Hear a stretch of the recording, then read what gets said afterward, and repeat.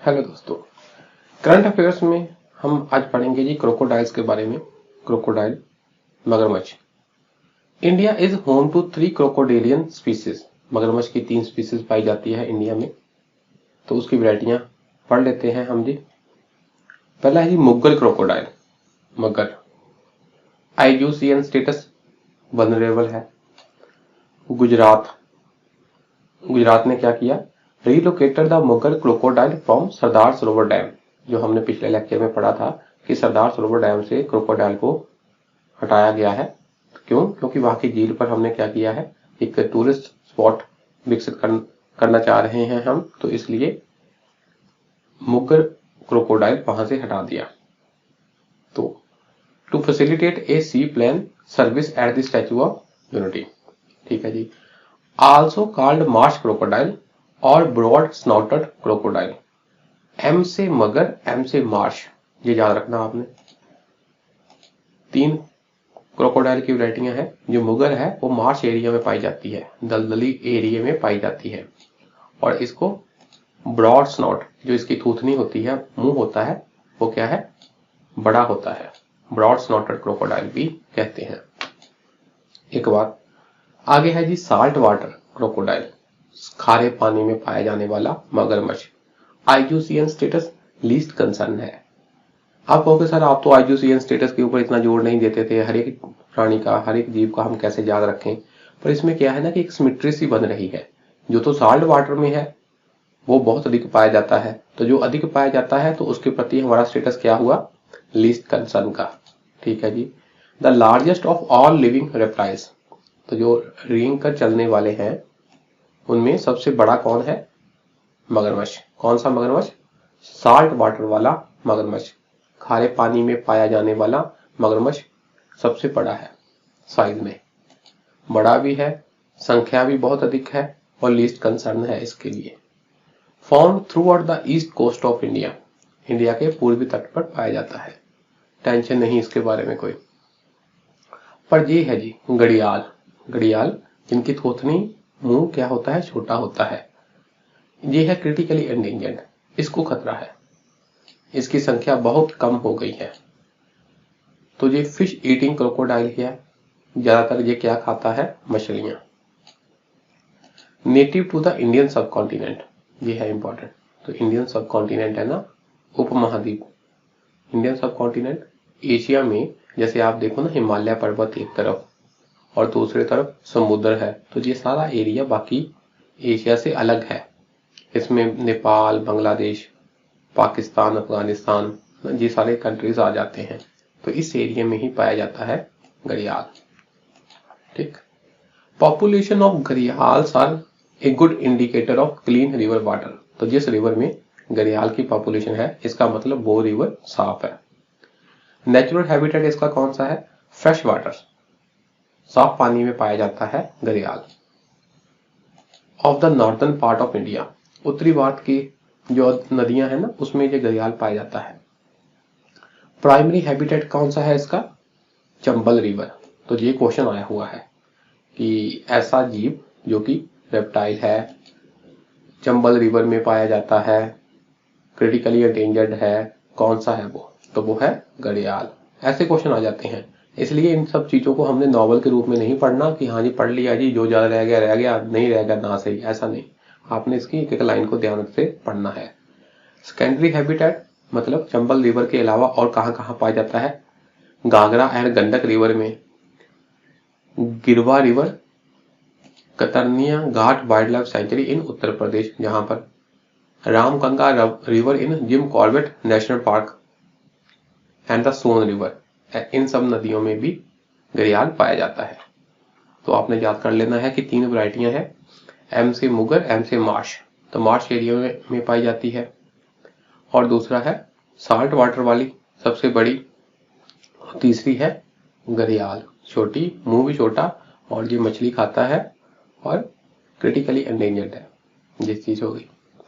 आगे है जी हरितधारा। हरितधारा ये क्या है, anti methanogenic feed supplement, anti methanogenic feed supplement.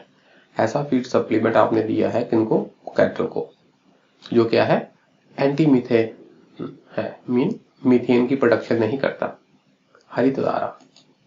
ठीक, बस ऐसे कीवर्ड आपने उठा लेने हैं। ऐसा फीड्स दिया है कैटल को जो कि मीथेन प्रोड्यूस नहीं करता। आपको पता है मीथेन का क्या चक्कर है हमारे लिए? मीथेन बहुत ही पोटेंट ग्रीन हाउस गैस है, और जब पशुओं के जो पेट से जब विघटन होता है आपका फूड का, तो वहां से भी रिलीज होती है मीथेन, हमने पढ़ा। तो methane anti methane feed supplement है, Harit Dhara. Indian council of agriculture research ICAR उसने डेवलप किया है, has developed an anti methanogenic feed supplement जिसे कहते हैं Harit Dhara, which can cut down cattle methane emission by 70 to 20%। जो कैटल से मीथेन निकलता है, पशुओं से मीथेन निकलता है, हमने देखा कि हमारा जो पशु है वो बहुत ही मेजर सोर्स है किसके? मीथेन प्रोडक्शन के। तो उनमें ये काफी हद तक मीथेन कम कर देगा, 20% के करीब। And can also result in higher milk production, तो मिल्क प्रोडक्शन भी ज्यादा कर देगा, दोनों तरफ से फायदा। ठीक है जी।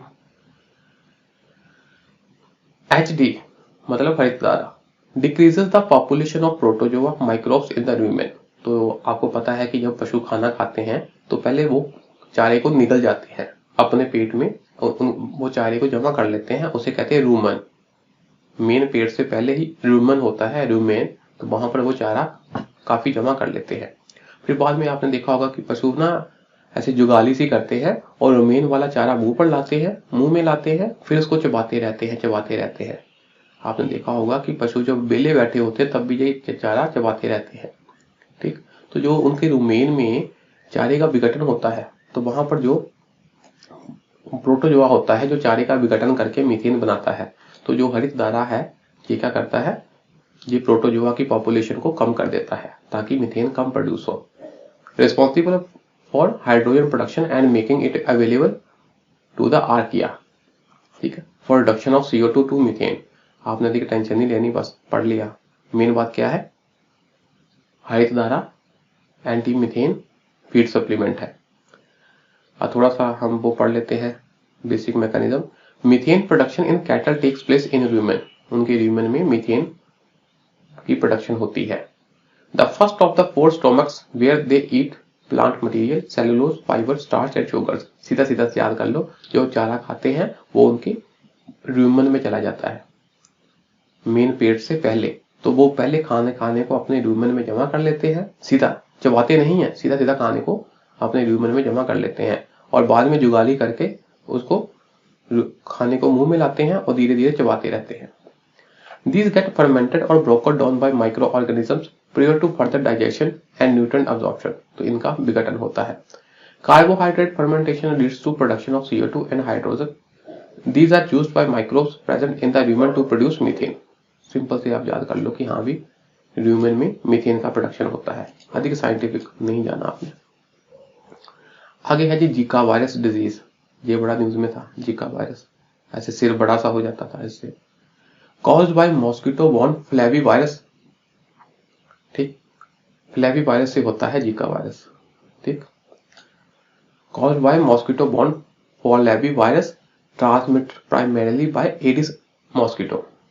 ठीक है, मच्छर के काटने से ये वायरस एक जीव से दूसरे जीव में जाता है। और कौन सा मच्छर है? Aedes mosquito. ठीक है, एडिस इजिप्टी क्या है आपका? डेंगू के लिए भी जिम्मेवार है। Which bite during day in tropical and सब ट्रॉपिकल रीजन्स। तो ऐसे क्वेश्चन आ जाते हैं कि जीका वायरस की ट्रांसमिशन के लिए जो मॉस्किटो है उसका नाम क्या है? Aedes mosquito. तो क्या ये दिन में काटता है या रात में? अधिकतर दिन में।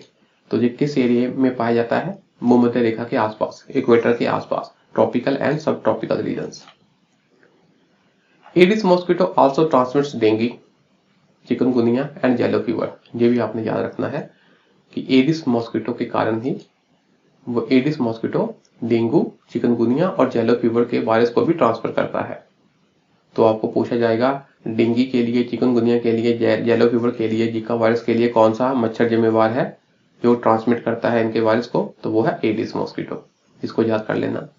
सिम्टम्स जनरली है ना। इंक्लूड सिम्टम क्या क्या है इनके, तो ये बुखार वाले सिम्टम है। Mild and symptoms are generally mild, इतने ज्यादा वो नहीं होते, भी सीरियस नहीं होते, सिम्टम हल्के होते हैं सिर्फ। जैसे आपको थोड़ा फीवर हो गया, स्किन पर रैश पड़ गए, ठीक, और कंजक्टिविटीज समझते हो, जैसे आपके हाथ मुड़ने से लग गए हाथ वगैरह, बाकी आपने देखना इसको कंजक्टिविटी है। सिर दर्द, मसल पेन, जॉइंट पेन वगैरह हो गए, ठीक। और जो typically last for 2 to 7 days, 2 से 7 दिन तक ही ये रहता है सारे से। कंजक्टिविटीज का मतलब होता है जी आंखों में इंफेक्शन हो जाना, जिसके कारण आंखें लाल सी गुलाबी सी हो जाती हैं, ठीक। Most people do not develop symptoms, ऐसा जरूरी नहीं है कि सब में सिम्टम्स पैदा हों, except for rare neurological manifestations. Neurological मतलब दिमाग से संबंधित, लाइक गुलियन बेरे सिंड्रोम हो सकता है, न्यूरोपैथी हो सकती है, एंड माइलेटिस हो सकता है in some adult and children. The disease has little significance for the general population, आम जनता इससे अधिक इफेक्ट नहीं होती, but in pregnant women especially those in early trimester, तो जो गर्भवती औरतें हैं स्पेशली कब, उनकी जो प्रेगनेंसी पीरियड के पहले 3 महीने में इनको इफेक्ट होने की संभावना ज्यादा होती है। The infection can seriously harm the developing foetus, तो जो उनका भ्रूण है उसको भी काफी ज्यादा नुकसान पहुंचा सकता है ये वाला वायरस। तो आपने ना ये भी याद रखना है कि अगर पूछा जाए कि गुलियन बेरे सिंड्रोम, न्यूरोपैथी एंड माइलेटिस ऐसी मैनिफेस्टेशन किस वायरस के कारण है, तो आपको पता होना चाहिए जीका वायरस के कारण। ज्यादा ये वाली मैनिफेस्टेशंस क्या होती हैं इतना डीप जाने की जरूरत नहीं है, मिनिमम आपको पता होना चाहिए, ठीक है जी। It can also lead to the infant developing microcephaly and other congenital malformations, तो बेसिकली भ्रूण जो पैदा हुआ बच्चा छोटा, उसमें भी कई प्रकार की मालफंक्शंस हो सकते हैं, और मेन क्या है, उनका सिर बड़ा सा हो जाता है, known as congenital Zika syndrome. अच्छा जी, आगे है जी रीवाइल्डिंग। रीवाइल्डिंग टर्मिनोलॉजी का मतलब कि वाइल्डिंग, जंगल में कोई जानवर है उसको दोबारा एंटर करवाना। मान लो किसी जानवर की, किसी एनिमल की संख्या कम हो रही थी ऑर्गेनिज्म की, तो आपने उसको पहले उसकी कंजर्वेशन की एक्स सिटू, उसको सेफ जोन में रखा, फिर उसको बाद में उनकी संख्या को रीवाइल्ड करवा दिया, फिर जंगल में छोड़ दिया। Systematic, scientifically planned reintroduction of viable populations of lost animals, जो एनिमल्स काफी कम रह गए थे, लॉस्ट हो चुके थे ऑलमोस्ट, उनकी वाइबल पॉपुलेशन को साइंटिफिक ढंग से री इंट्रोड्यूस करना, किसमें, उनके नेचुरल एनवायरमेंट्स में, ठीक है जी, उसे कहते हैं रीवाइल्डिंग। आगे है जी इम्यूनिटी डेप्थ। इम्यूनिटी डेप्थ मतलब कर क्या, इम्यूनिटी क्या है, हमारी रोग प्रतिरोधक क्षमता, ठीक। As countries start lifting curbs imposed on societies due to pandemic, COVID pandemic के दौरान समाज के ऊपर कई प्रकार की रिस्ट्रिक्शंस लगा दी गई थी, ठीक। तो अब क्या है, देशों ने ये वाली रिस्ट्रिक्शंस हटानी शुरू कर दी। There are higher rates of respiratory infections, ठीक है ना। जैसे ही हमने जो कर्ब्स लगाए थे किसके लिए, लॉकडाउन वाले, वो हटाए गए, तो क्या दिखा गया कि हाँ भी जनता में इन्फेक्शन ज्यादा हो रही है, सांस से संबंधित इन्फेक्शन ज्यादा हो रही है, ठीक है। This is known as immunity डेप्थ। क्या कहते हैं इसको, इम्यूनिटी डेप्थ। मतलब भी जब आप अपने घरों में लॉकडाउन के दौरान कैद रहे ना, तो उससे क्या हुआ, आपकी इम्यूनिटी कमजोर पड़ गई। होता क्या है, जब आप घर से बाहर निकलती हो, कई प्रकार के वायरस बैक्टीरिया के साथ आपका सामना होता है, तो आपकी इम्यूनिटी उस हिसाब से स्ट्रांग होती है। पर आप घर से बाहर ही नहीं निकले, तो उससे क्या हुआ, आपकी इम्यूनिटी इतनी बढ़ नहीं पाई। And was brought on by non pharmaceutical interventions, जैसे put in place during pandemic, जैसे सोशल डिस्टेंसिंग करना, मास्क पहनना, हैंड हाइजीन रखना।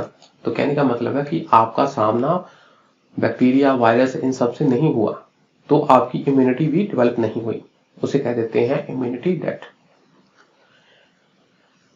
Non pharmaceutical interventions have had unintended consequences for other directly transmitted endemic respiratory diseases as well. तो इससे क्या हुआ, आपकी इम्यूनिटी डेवलप नहीं हुई, वही बात है। आगे बात आती है जी ग्रेट इंडियन बस्टर्ड।